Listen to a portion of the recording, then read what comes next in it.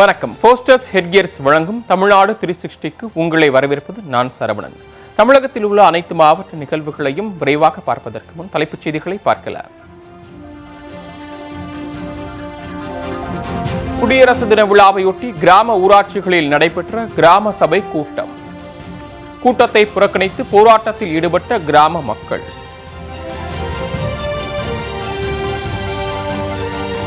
தமிழகத்தின் பல்வேறு பகுதிகளில் டிராக்டரில் பேரணி சென்ற விவசாயிகள். விவசாய கடன் ரத்து, விளைபொருட்களுக்கு ஆதார விலை உள்ளிட்ட கோரிக்கைகளை வலியுறுத்தி பேரணி.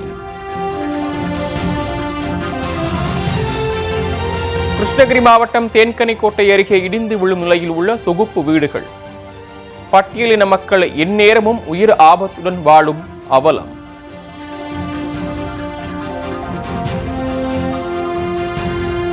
சிவகங்கை அருகே பிரேக் பிடிக்காததால் மலைப்பாதையில் ரிவர்ஸில் வரும் அரசு பேருந்து. பாறாங்கல்லை வைத்து பேருந்தை நிறுத்த முயன்ற ஓட்டுநர்.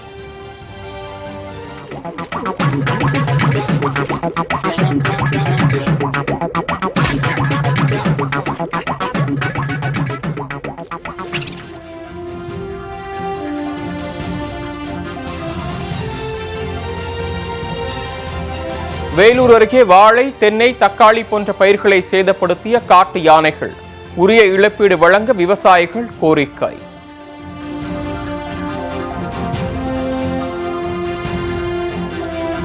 திருவாரூரில் சாலை, கழிவுநீர் கால்வாய் உள்ளிட்ட அடிப்படை வசதிகள் இல்லாமல் தவிக்கும் பொதுமக்கள். பேரூராட்சி நிர்வாகம் தங்களை கைவிட்டு விட்டதாக பொதுமக்கள் குற்றச்சாட்டு.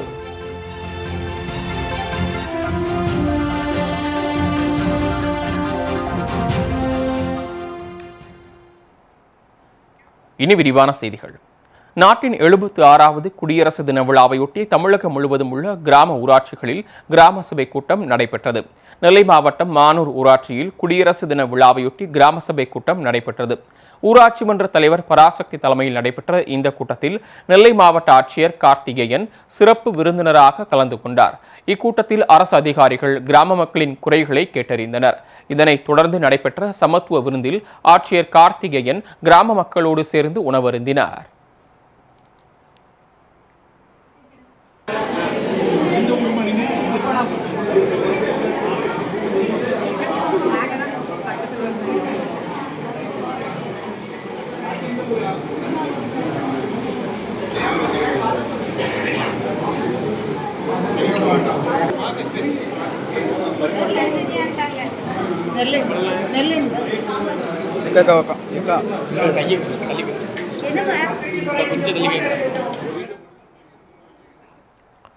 இதேபோன்று தென்காசி மாவட்டம் செங்கோட்டை அருகே பெரிய பிள்ளை வலசை பகுதியில் கிராம சபை கூட்டம் நடைபெற்றது. இந்த கூட்டத்தில் பொதுநிதி செலவினம், ஊராட்சி தணிக்கை அறிக்கை, குடிநீர், சுகாதாரம் உள்ளிட்ட அடிப்படை வசதிகள், டெங்கு காய்ச்சல் தடுப்பு நடவடிக்கைகள் உள்ளிட்ட தலைப்புகளின் கீழ் விவாதம் நடைபெற்றது. இதில் 20 தீர்மானங்கள் நிறைவேற்றப்பட்டன.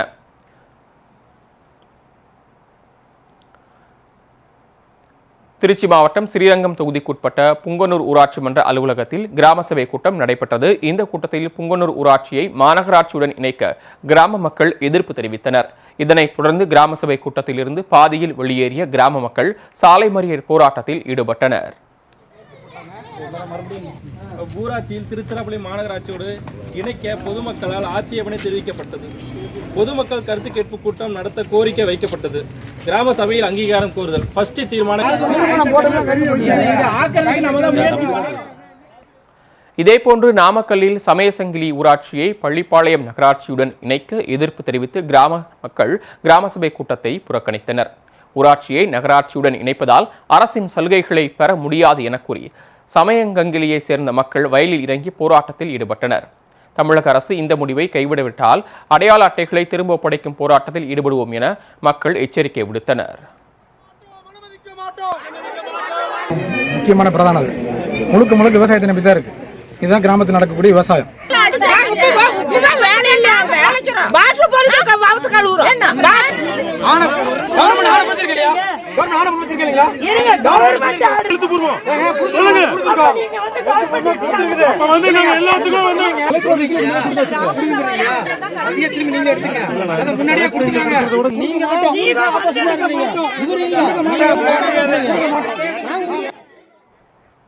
பல்வேறு கோரிக்கைகளை வலியுறுத்தி தமிழகம் முழுவதும் விவசாயிகள் டிராக்டர் பேரணியில் ஈடுபட்டனர்.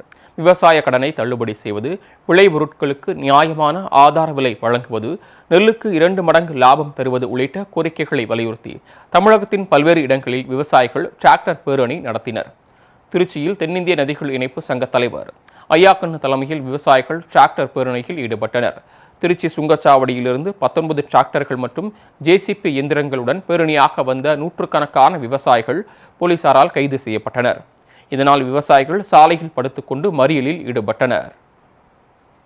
விவசாயிகள்லாம் இந்தியா பூரா இன்னைக்கு டிராக்டர் பேரணி.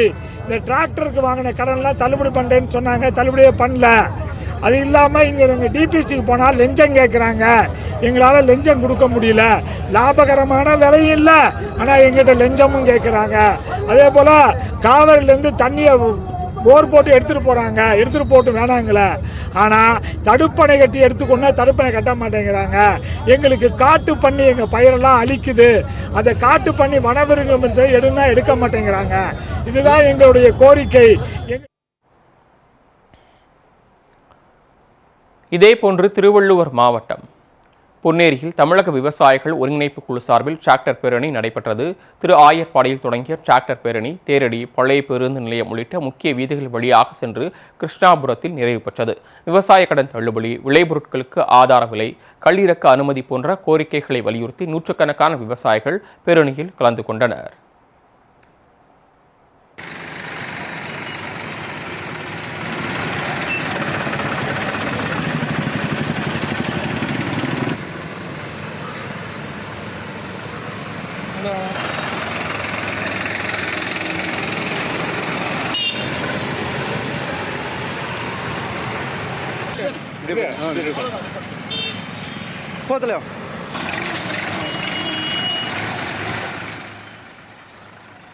திண்டுக்கல் மாவட்டம் வத்தலகுண்டில் ஏராளமான விவசாயிகள் மத்திய அரசை கண்டித்து டிராக்டர் பேரணியில் ஈடுபட்டனர்.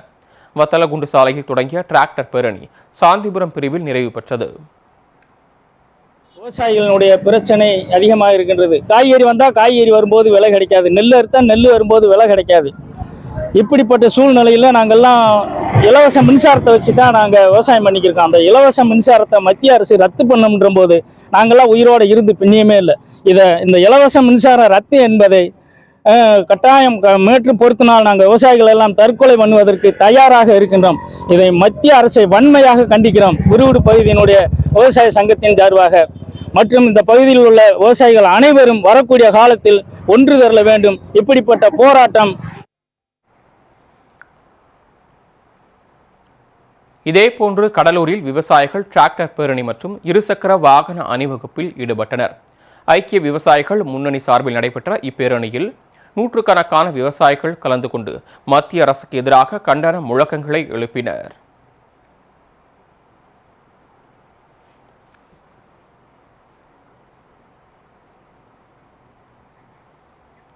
தேன்கனிக்கோட்டை அருகே தொகுப்பு வீடுகள் இடிந்து விழும் நிலையில் இருப்பதால் பட்டியலின மக்கள் எந்நேரமும் உயிர் பயத்துடன் வாழும் அவல நிலை ஏற்பட்டுள்ளது. கிருஷ்ணகிரி மாவட்டம் அகலக்கோட்டை ஊராட்சியில் கெட்டுனிசை கிராமம் அமைந்துள்ளது. 1994ஆம் ஆண்டு தமிழக அரசு சார்பில் இந்த கிராமத்தில் 21 தொகுப்பு வீடுகள் கட்டி கொடுக்கப்பட்டன. பட்டியலின மக்கள் வசித்து வரும் தொகுப்பு வீடுகள் பல ஆண்டுகளாக பராமரிக்கப்படாமல் சிதிலமடைந்து காணப்படுகிறது.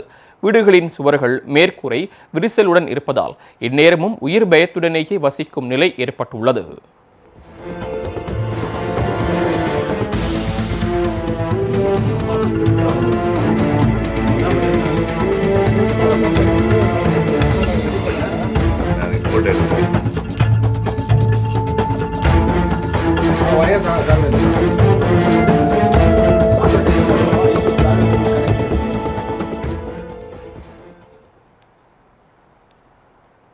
வீடு கட்டி கொடுத்த பிறகு பட்டா புதுப்பிப்பு, சீரான மின்சாரம், தூய்மையான குடிநீர் போன்ற எந்தவித வசதியும் குடியிருப்பு வாசிகளுக்கு ஏற்படுத்தி தரவில்லை என கூறப்படுகிறது. கூலிவேலை பார்த்து குறைந்த வருமானத்தில் வாழ்க்கை நடத்தி வருவதால் வீடுகளை சீரமைக்க முடியவில்லை என கூறும் பட்டியலின மக்கள் புதிய வீடுகளை கட்டித்தர நடவடிக்கை எடுக்குமாறு தமிழக அரசுக்கு வேண்டுகோள் விடுத்துள்ளனர். இந்த வீடு 24-25 வீடு இங்கே இருக்குதுங்க. 35 வருஷம் ஆச்சு இந்த வீடுங்க கட்டு. இந்த மழை வந்தால் இந்த வீடுங்கெல்லாம் ஒன்றும் இருக்கிற நிலைமையிலே இல்லை. மோல்டுங்கெல்லாம் விழுந்துட்டு கம்மிங்கெல்லாம் தெரியுது. சாப்பிட்றதுக்கும் வீட்டில் பயம், படுக்கிறதுக்கும் பயம். ஏன்னா சின்ன சின்ன குழந்தைங்க இருக்கிறாங்க. படுத்தா அந்த நைட்டு படுக்கும்போது மண்ணெல்லாம் விழுந்துருச்சு தலைமையில். இந்த நிலைமையில் நாங்கள் இருக்கிறோங்க. எங்களுக்கு அர்ஜென்ட்டாக வீடு வேணுங்க இங்கே. சிவகங்கை அருகே மலைப்பாதையில் பிரேக் பிடிக்காததால் அரசு பேருந்தின் பின்னால் நடத்துனர் பாறாங்கலை தூக்கி கொண்டு நடந்து சென்ற சம்பவம் அதிர்ச்சியை ஏற்படுத்தியுள்ளது. திருப்பத்தூரிலிருந்து சிங்கமுனரி வழியாக பொன்னமராவதி பேருந்து நிலையத்திற்கு 10ஆம் நம்பர் எண் கொண்ட அரசு பேருந்து தினம்தோறும் இயக்கப்பட்டு வருகிறது. ஒடுவன்பட்டி மலைப்பாதை வழியாக செல்லும்போது இந்த பேருந்து பிரேக் பிடிக்காமல் ஓட்டுநரின் கட்டுப்பாட்டை இழந்து ரிவர்ஸில் செல்வதாக தெரிகிறது. இதனால் நடத்துனர் அரசு பேருந்தின் பின்னால் பாறாங்கல்லை தூக்கி கொண்டு நடந்து சென்றார். பிரேக் பிடிக்காமல் அரசு பேருந்து ரிவர்ஸில் வந்ததால் கல்லை கொண்டு முட்டு கொடுத்து அரசு பேருந்தை நிறுத்த நடத்துனர் இந்த வினோத முயற்சியை செய்தார். இந்த சம்பவத்தை அந்த வழியாக சென்ற வாகன ஓட்டிகள் செல்போனில் பதிவு செய்து சமூக வலைதளங்களில் வெளியிட்டனர். இந்த வீடியோ வைரலான நிலையில் அரசு பேருந்தின் பிரேக்கை சரி செய்யுமாறு போக்குவரத்து துறைக்கு பொதுமக்கள் கோரிக்கை விடுத்துள்ளனர்.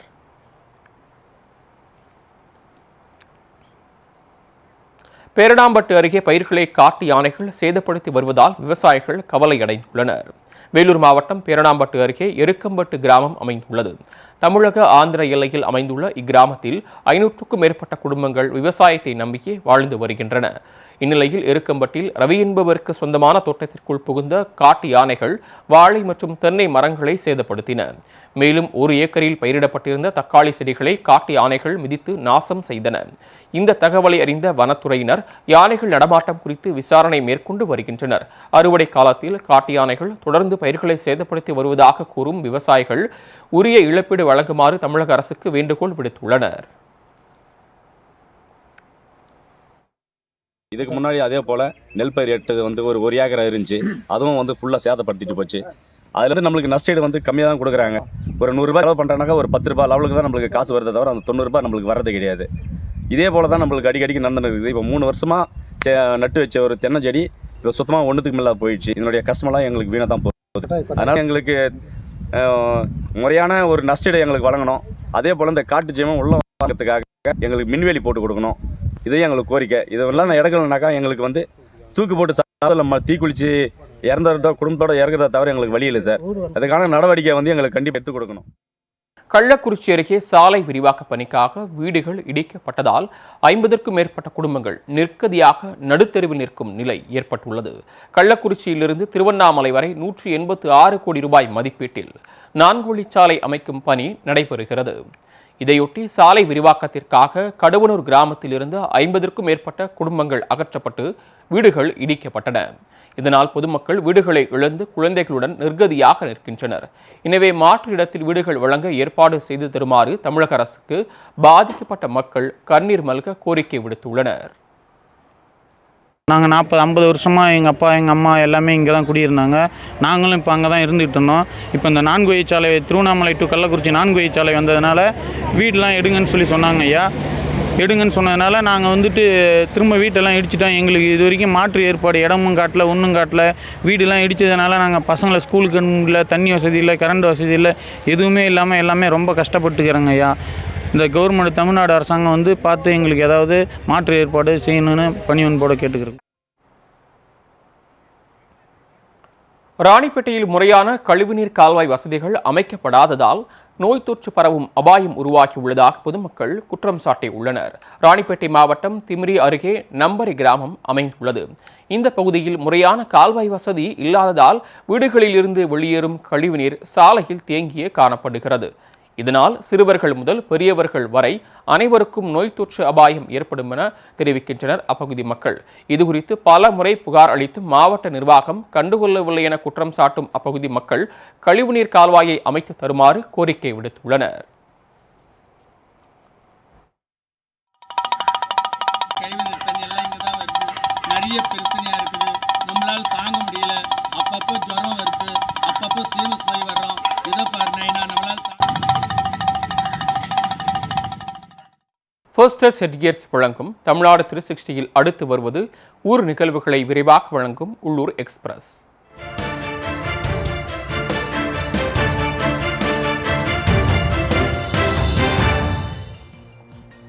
கோவை மாவட்டம் காரமடையில் இடிந்து விழும் நிலையில் உள்ள பள்ளி கட்டடத்தை இடித்து அகற்றுமாறு சமூக ஆர்வலர்கள் கோரிக்கை விடுத்துள்ளனர்.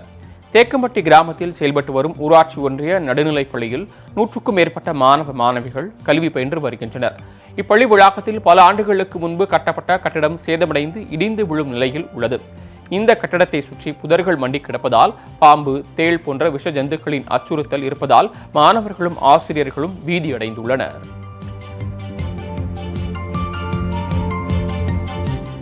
சிவகங்கை மாவட்டம் மானாமதுரை அரசு மருத்துவமனையில் இரவு பணிக்கு மருத்துவர்கள் வராததால் நோயாளிகளுக்கு அவசர சிகிச்சை கிடைப்பதில் சிக்கல் ஏற்பட்டுள்ளது.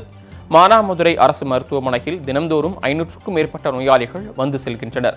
அரசு மருத்துவமனையில் 1 மாதத்திற்கு மேலாக மருத்துவர்கள் இரவு பணியில் வராததால் செவிலியர்களை நோயாளிகளுக்கு சிகிச்சை அளிப்பதாக கூறப்படுகிறது. இதனால் சிரமத்திற்கு உள்ளான நோயாளிகள் இரவு நேரத்தில் மருத்துவர்களை நியமிக்குமாறு சுகாதாரத்துறைக்கு வேண்டுகோள் விடுத்துள்ளனர்.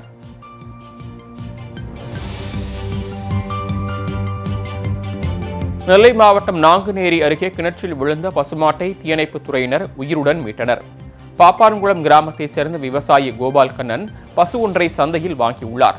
வாகனத்திலிருந்து இறக்கும்போது மிரண்டு போன பசுமாடு அங்கிருந்து தப்பியோடியது. அப்போது கிணற்றில் தவறி விழுந்த பசுமாடு நீண்ட நேரம் நீந்த முடியாமல் உயிருக்கு போராடியது. தகவலை அறிந்து வந்த தீயணைப்புத் துறையினர் வீரர்கள் பசுமாட்டை கயிறு கட்டி பத்திரமாக மீட்டனர்.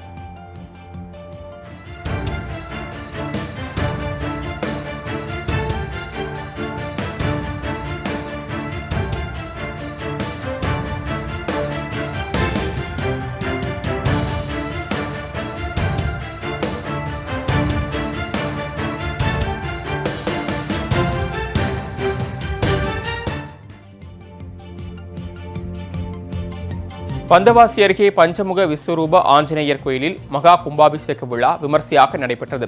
முன்னதாக கோயில் வளாகத்தில் யாகசாலை அமைத்து கணபதி ஹோமம், நவகிரக ஹோமம், மகாலட்சுமி ஹோமம் நடத்தப்பட்டது. பின்னர் புனித நீர் கலசங்களுக்கு சிறப்பு பூஜைகள் செய்யப்பட்டு கோபுரத்திற்கு கொண்டு செல்லப்பட்டது. இதனைத் தொடர்ந்து சிவாச்சாரியார்கள் புனித நீரை கோபுர கலசத்தின் மீது ஊற்றிய நிலையில் மூலவர் ஆஞ்சநேயருக்கு சிறப்பு அபிஷேகம் செய்யப்பட்டது. இவ்விழாவில் சுற்றுவட்டார பகுதிகளைச் சேர்ந்த ஏராளமான பக்தர்கள் கலந்து கொண்டு வழிபட்டனர்.